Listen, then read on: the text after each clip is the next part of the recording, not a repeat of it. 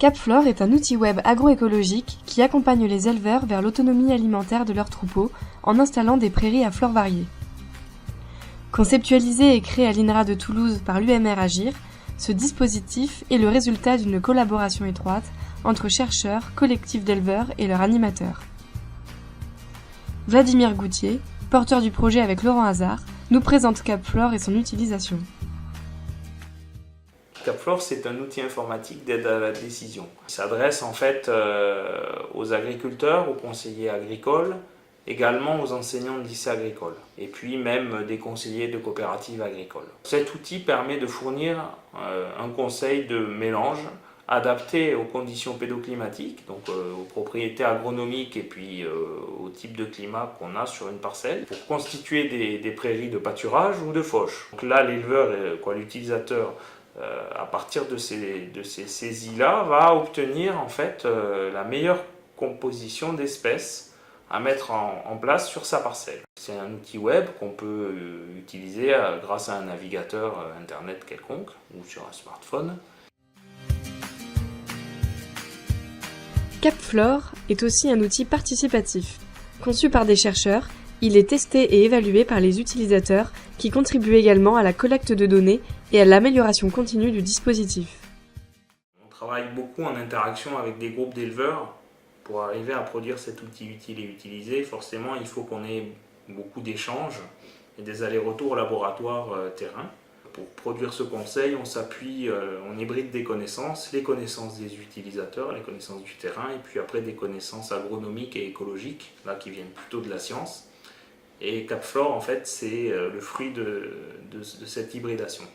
Nous, on a bâti un cadre conceptuel pour faire les meilleures combinaisons, mais derrière, la réponse d'une variété ou d'une proportion en Bretagne ou sur le Causse du Larzac, pour un même mélange avec les mêmes proportions, ne sera pas les mêmes. Ça nous a amené à réfléchir à deux modules qu'on est en train de développer dans CapFlore. Un premier module, c'est un module d'évaluation, où en fait les utilisateurs font de l'auto-évaluation. Ça permet de bâtir des références, de capitaliser des références dans une situation donnée. Le premier module alimente un deuxième module qui est un module d'accompagnement aux proportions.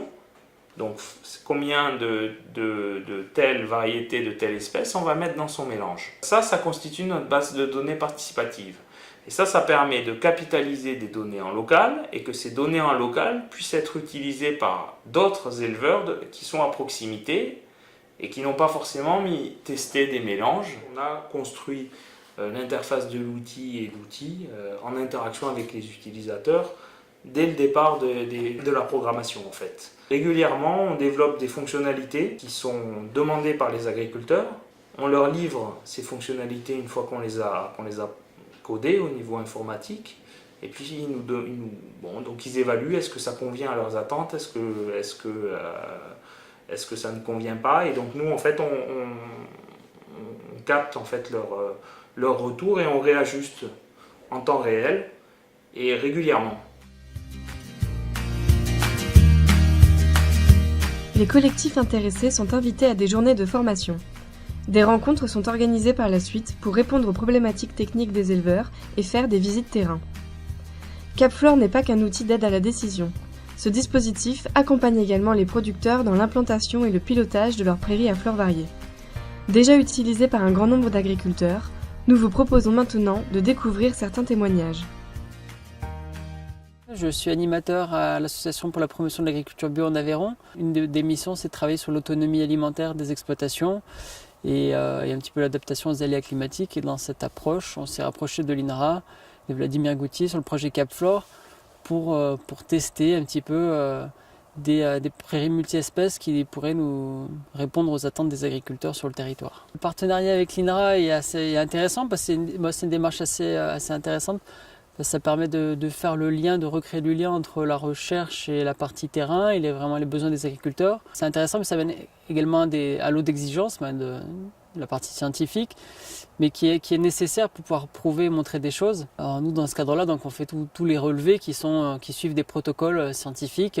Si tous les partenaires avec lesquels nous travaillons réalisent les mêmes relevés avec les mêmes méthodes, on arrive à pouvoir comparer des terroirs et avoir des choses qui soient et qu'on puisse étudier pour pouvoir créer des références fiables. Les attentes des producteurs étaient assez diverses finalement. On voulait plus de production avec des fourrages de meilleure qualité. Et puis petit à petit, en allant un peu plus loin, on s'est rendu compte que on pouvait également allonger la période de végétation, pouvoir pâturer plus tôt au printemps, pouvoir pâturer plus tard à l'automne, dans l'hiver, éviter ou limiter un petit peu les creux de production en période estivale. Ce qui est difficile, c'est qu'il y a différents terroirs, que le climat et les conditions pédoclimatiques sont très variables selon ces terroirs. Et c'est aussi la force de Projet Capflore, c'est d'arriver à s'adapter à l'ensemble de cette diversité. Je suis éleveur en ovins viande à Saint-Beauzély, sur la ferme de Comberoumal. La difficulté que j'avais en essayant de faire évoluer mes prairies, c'était de trouver des mélanges qui correspondent à ma production, qui aillent plus loin dans le temps, qui ne soient pas des mélanges trop caducs. Les difficultés qu'il y avait pour les prairies, c'était de trouver des fournisseurs qui ne soient pas là pour nous vendre la camelote qu'on trouve aussi bien à Toulouse qu'à Montpellier ou à Rodez.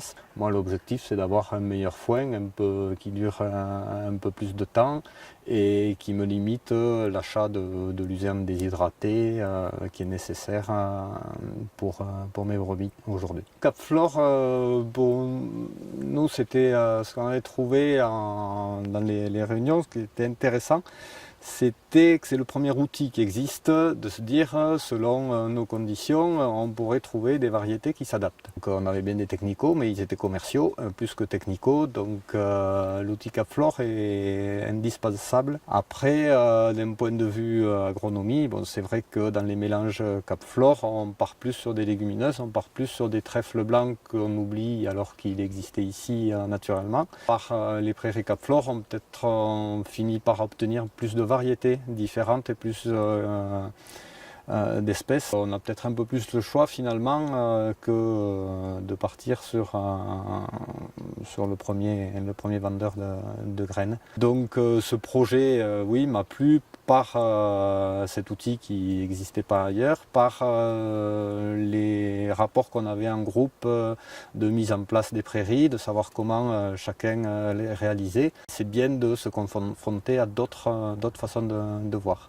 Donc ça nous a apporté beaucoup. Je pense qu'à tous les 4 ou 5 membres du départ, on a fait des journées de formation qui étaient très intéressantes. Donc chacun a pu s'exprimer et a pu finalement trouver, même si c'est un groupe, comme on est assez nombreux à faire des commandes, a pu trouver des variétés et des mélanges différents, même sur une même région.